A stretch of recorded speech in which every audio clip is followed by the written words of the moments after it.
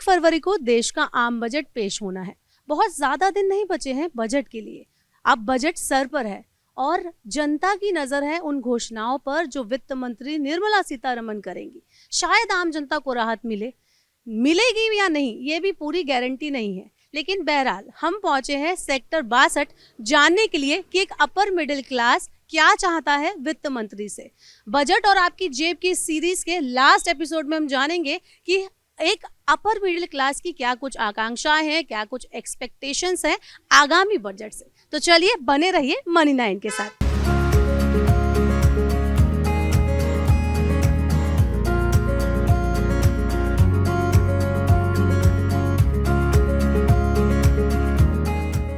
तो हम पहुंच गए हैं इस वक्त सेक्टर 62 नोएडा नेहा जी के यहाँ पर। इनसे जानेंगे कि वित्त मंत्री निर्मला सीतारमण से इनकी क्या उम्मीदें हैं, ये क्या चाहती हैं अपर मिडिल क्लास होकर वित्त मंत्री से। हेलो नेहा जी, कैसी हैं आप? Hi Meenu, I am good, how are you? I am good.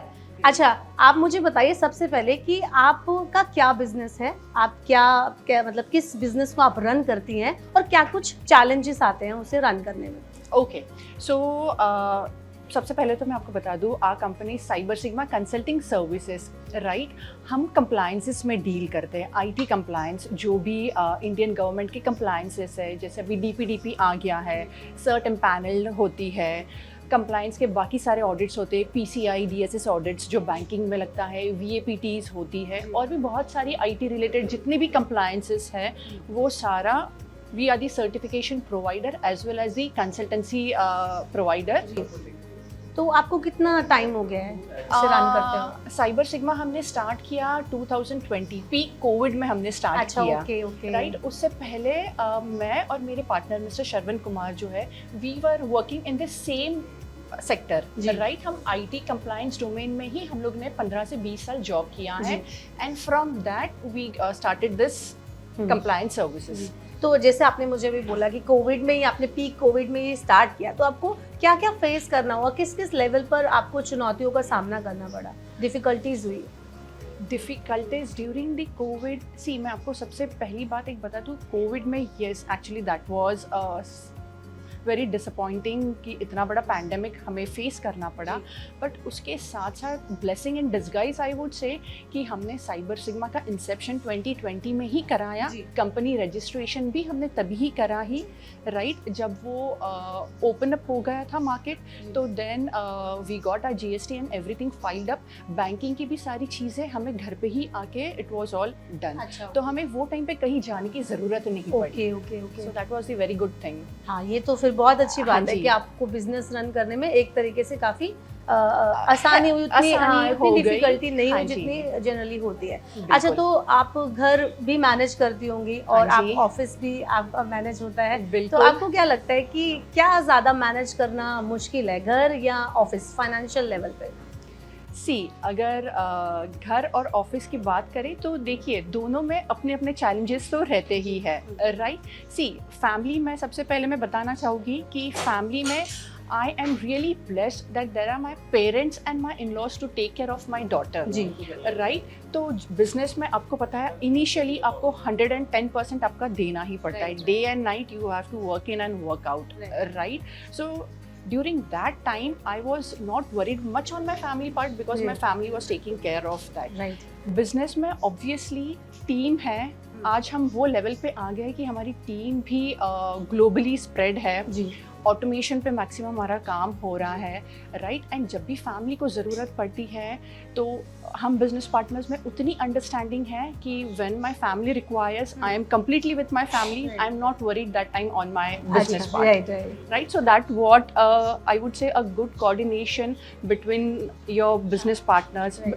Even हम लोग जो टीम भी है हम इन्हें एम्प्लॉयज नहीं मानते हैं, Cyber Sigma is a one big family, जी, राइट। तो हमारे एम्प्लॉयज भी हमारी फैमिली की तरह ही है, तो यस वो बैलेंस इक्वली दोनों जगह हो जाता है। अच्छा, ये तो आपने बताया कि आप बैलेंस कर पाते हैं, एफर्ट आप कितना कर पाते हैं, ठीक है, लेकिन I just wanted to know कि आप फाइनेंशियल लेवल पर कैसे आप डिस्ट्रीब्यूट करते हैं घर को और अपने ऑफिस को, कैसा कितना मतलब डिफिकल्ट होता है मैनेज करना घर का एक्सपेंस और ऑफिस का एक्सपेंस?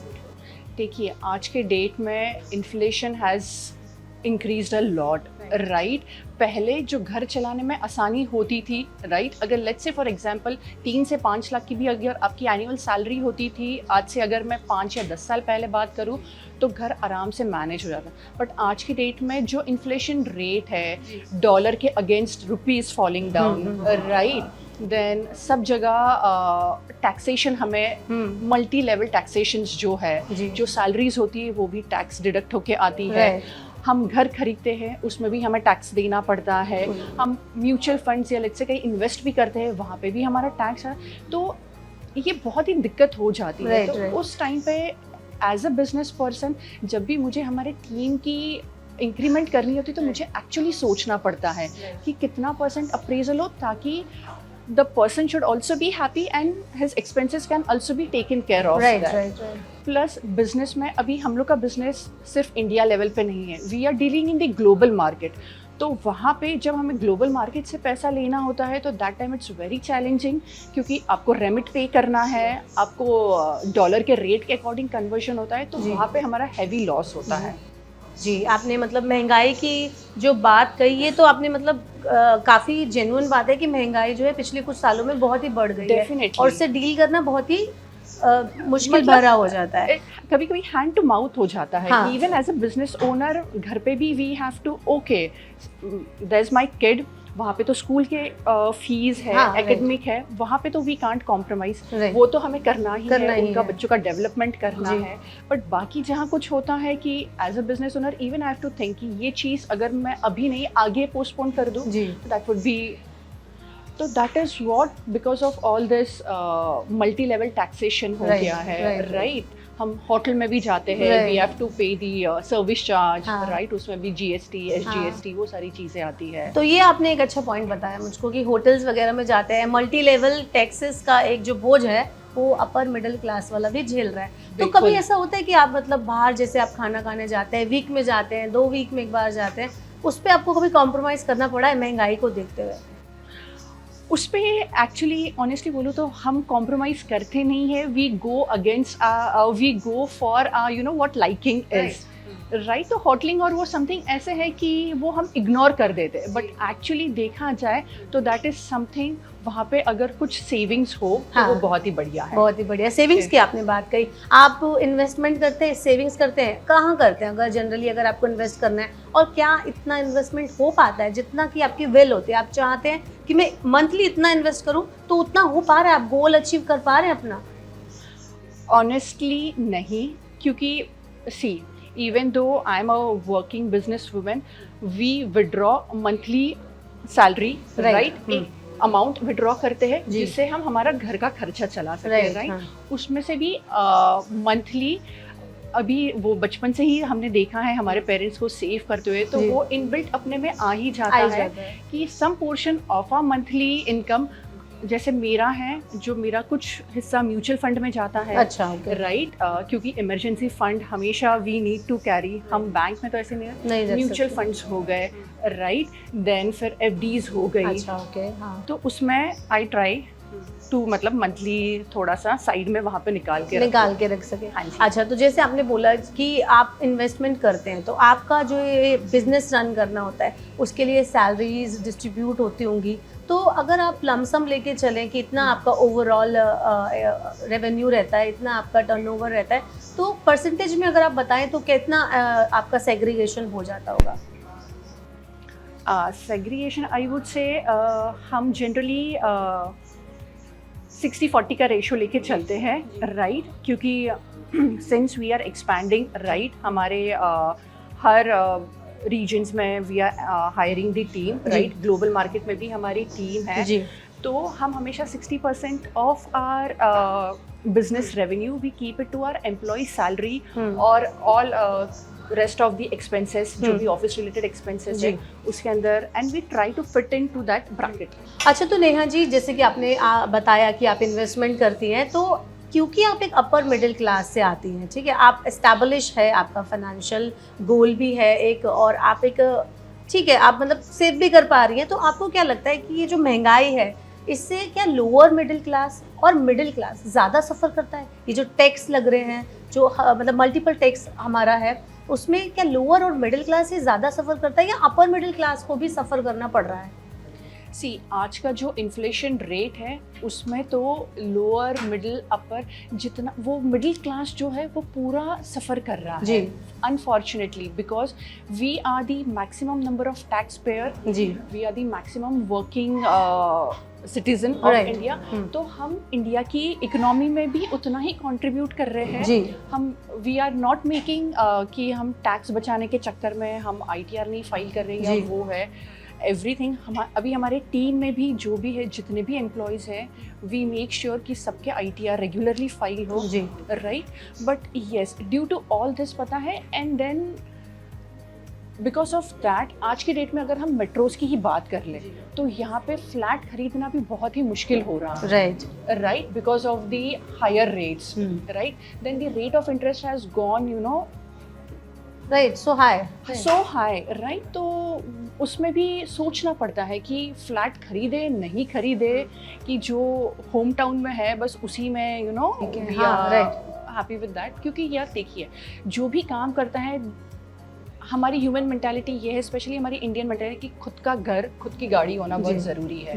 राइट, अब अगर सभी जगह हमें इतना टैक्सेशन का, अगर it's a cry for everyone, तो देन ये सोचने वाली बात है। तो दो आपने जो अभी आंसर दिया उसमें मुझे दो चीज़ें निकल के आई। एक तो आपने बोला ITR भरना होता है, उसमें भी आपको अपने सारे एक्सपेंसेस लगते हैं, उसमें भी आपका काफ़ी डिफ़िकल्टीज होती हैं। दूसरा आपने मुझे बताया कि घर खरीदना भी एक बेसिक नीड है हर एक इंसान की। तो आप मुझे एक बताइए कि आप, पहला तो हम टैक्स की बात करते हैं कि आप टैक्स आप जब भरते हैं, आप ओल्ड टैक्स रिजीम में हैं या न्यू टैक्स रिजीम में? न्यू टैक्स रेजिम में है। तो टैक्स के लेवल पर आपको क्या लगता है, क्या कुछ चेंजेस होने चाहिए? बजट आने वाला है, बहुत सारे अनाउंसमेंट होंगे टैक्स स्लैब को लेकर, कह रहे हैं टैक्स स्लैब में कुछ चेंजेस भी कर सकते हैं। तो आपका क्या एक्सपेक्टेशन है हमारे फाइनेंस मिनिस्टर से कि वो क्या चेंज करें टैक्स के मोर्चे पर? टैक्स के इस पे, सी, फ्रॉम एन एम्प्लॉय पर्सपेक्टिव अगर मैं बात करूँ तो जो आज के डेट में हमारा टैक्स लेवल है, तो अगर वो बढ़ के 15 लाख से ऊपर हो जाए, तो क्योंकि मैक्सिमम जो वर्किंग क्लास है, जो मिडिल क्लास है, वो यही रेंज में आता है, तो उन्हें बहुत सी राहत मिल सकती है वो इसमें। And more than you know कि ब्रैकेट कहाँ तक जा रहा है, अब ये तो फाइनेंस मिनिस्टर के ही हाथ में है कि वो क्या डिसाइड करते हैं, लुकिंग ओवरऑल ये। But as a business owner I would like to say that जो भी रेगुलर टैक्स पेयर्स हैं, राइट, तो उनको अगर कहीं टैक्स में बेनिफिट दिला दे, राइट, तो that would be of much great help. जी।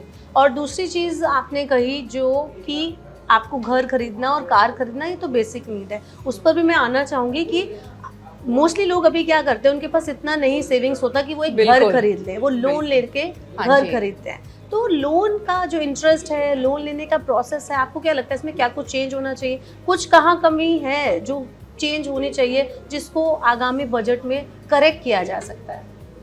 देखिए, जो लोन की जो प्रोसेस है, जो वेरिफिकेशन प्रोसेस बोलो, डॉक्यूमेंटेशन बोलो, दैट इज़ वेरी टीडियस।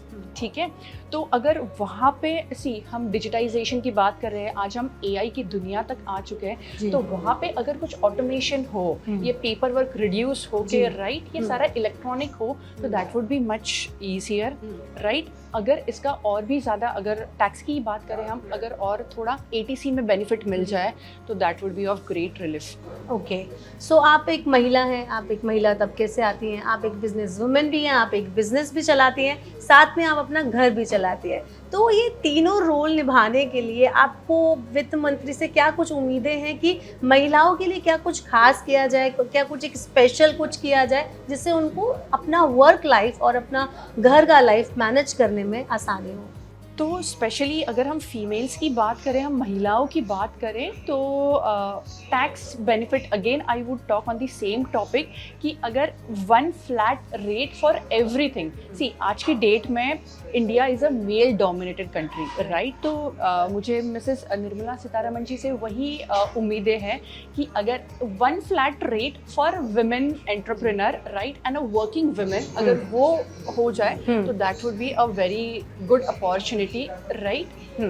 तो इससे आपको घर और अपना ऑफिस चलाने में और भी मतलब राइट, हाथ थोड़ा और खुल सकता है। राइट, ये आपने सही बोला।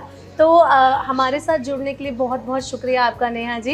हम बस यही देखेंगे आगे कि आगामी बजट में कैसे वित्त मंत्री निर्मला सीतारमण अपना पिटारा खोलती हैं और वो हर सेक्टर के लोगों के लिए क्या कुछ घोषणाएं करने वाली हैं। फिलहाल के लिए आपका बजट और आपकी जेब की सीरीज में इतना ही। हम आपसे ये गुजारिश करेंगे कि आप कमेंट बॉक्स में हमें ज़रूर बताएं कि आपके क्या कुछ उम्मीदें हैं, क्या कुछ एक्सपेक्टेशन है हमारी फाइनेंस मिनिस्टर से आगामी बजट से। बने रहिए मनी 9 के साथ।